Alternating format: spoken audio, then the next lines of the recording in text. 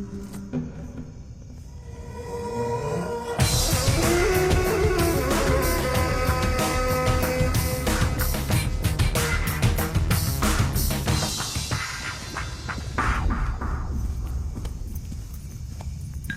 the update? Operation Red has successfully started. Any victim? 9 policemen. What about the girl, Suba? I'll kill her tomorrow. Bodhidharma should not come again. Bodhidharma will not come again.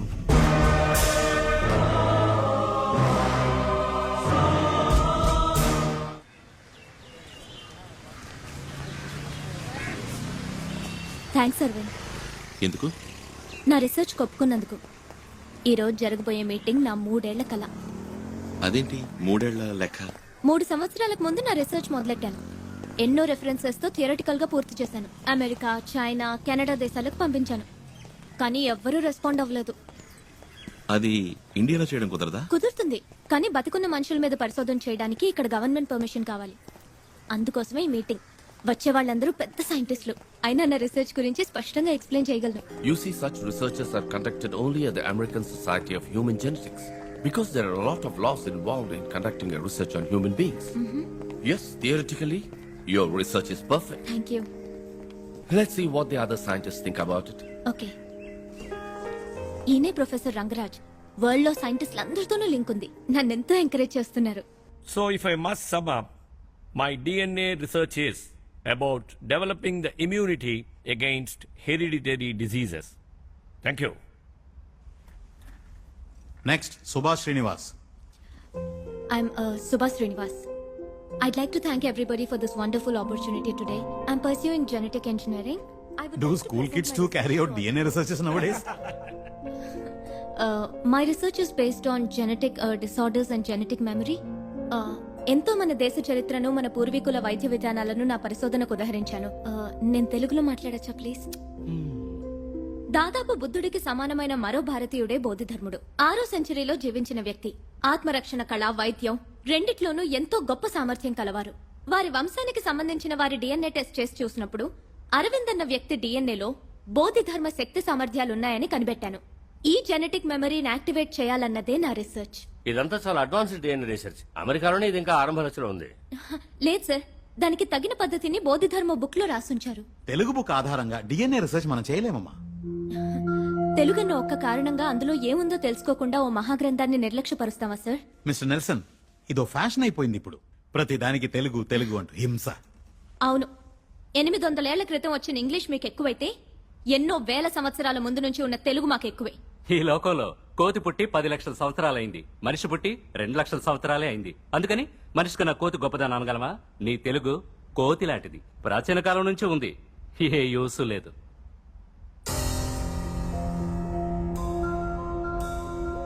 Suba Suba Suba please. ఇంకొకసారి వాడు తెలుగు జాతిని కోతి అన్నాడంటే మొహం బద్దలు కొడతాను.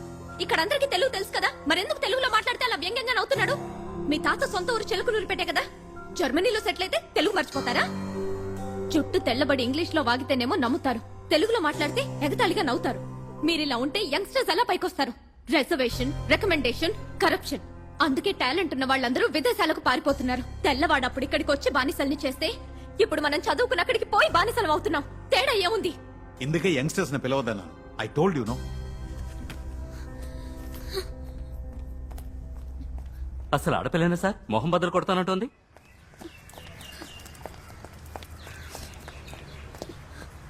ఏమైంది?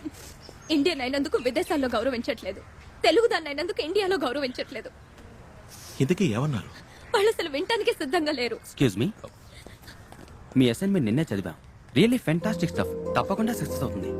కానీ ఇక్కడ వీళ్ళు ఎంకరేజ్ చేయరు. మీరు యూఎస్ వెళ్ళొచ్చు కదా. ఏ అందరూ కలిసి చెప్పినా వాళ్ళు వినరా?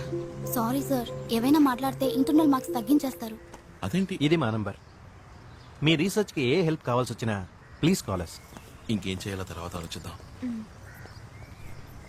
సుభాష్ శ్రీనివాస్ మీరేనా? అవును, నేనే. ఓ చిన్న ఎంక్వైరీ ఉందమ్మా. భయపడాల్సిందేం లేదు. స్టేషన్కి వెళ్దామా? నేను తనతో రావచ్చా? ఏం పర్వాలేదు, రండి.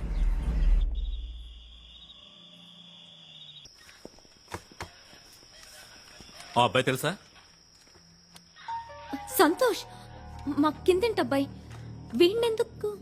తండ్రి గొంతు కోశాడు, స్పాట్ అవుట్. అది జరిగిందేమో మీ ఇంటి ముందు. అడిగితే మీ ఇంటికి ఎవడో చైనా వాడు వచ్చాడు, జపాన్ వాడు వచ్చాడని కథలు చెప్తున్నాడు. సంతోష్, అక్క నేనేమీ చేయలేదక్క. ఏదో శబ్దం విని మా నాన్న వెళ్ళారు. మీ ఇంటి తలుపు ఎవరో చైనా వాడు తెరవాలని చూశాడక్క. వాడిని అడ్డుకుని నువ్వెవరు అని అడిగారు. వెనకాల నేను వెళ్ళాను. ఆ తర్వాత నాకేమీ తెలియదు. ఈ కథ తిప్పి తిప్పి చెప్తున్నాడు.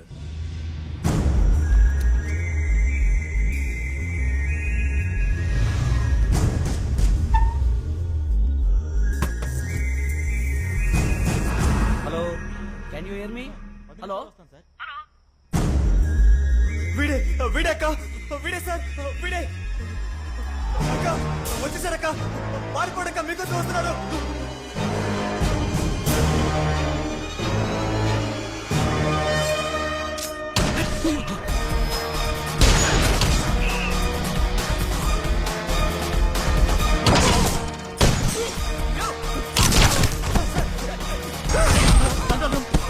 Hello hello hello, control room. అక్క వెళ్ళిపోండి అక్క, వెళ్ళిపోండి. వాడు మీకోసం వస్తున్నాడు సార్, వెళ్ళిపోండి సార్. అక్క, నా మాట వినండి. అక్క, ఇక్కడ wait, wait, వాడు wait. చెప్తున్నాడు. ఎవరు నువ్వు? సార్, ఎవరు సార్ ఇతను?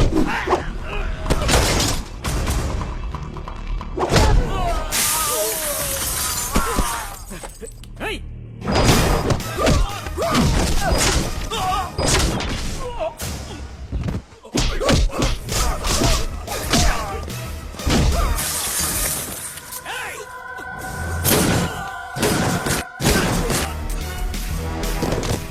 మీరు ఇక్కడ ఉన్నదక్క, వెళ్ళిపోడక్క, తొందరగా వెళ్ళిపోడక్క.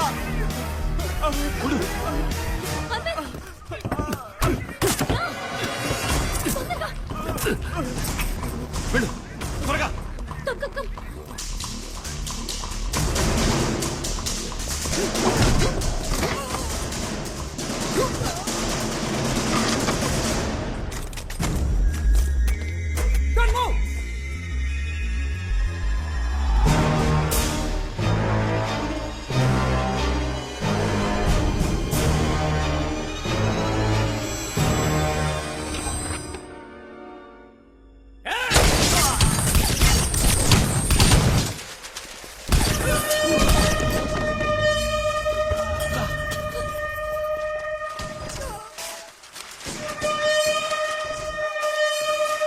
అటెళ్దాం.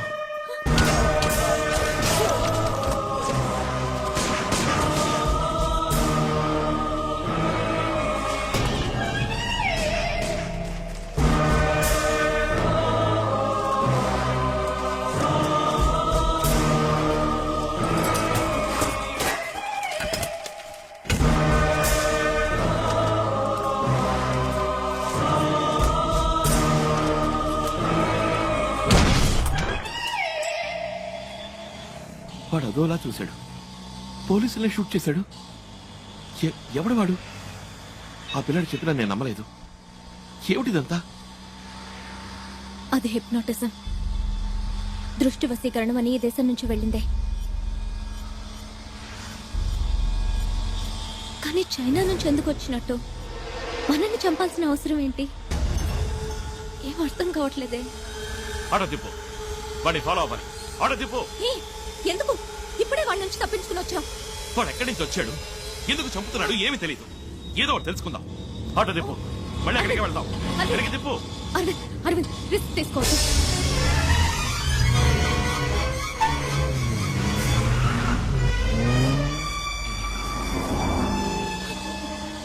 అదే ఆకారే, ఆకారనే ఫాలో చేయాలి. ఆటో తిప్పు. Okay sir.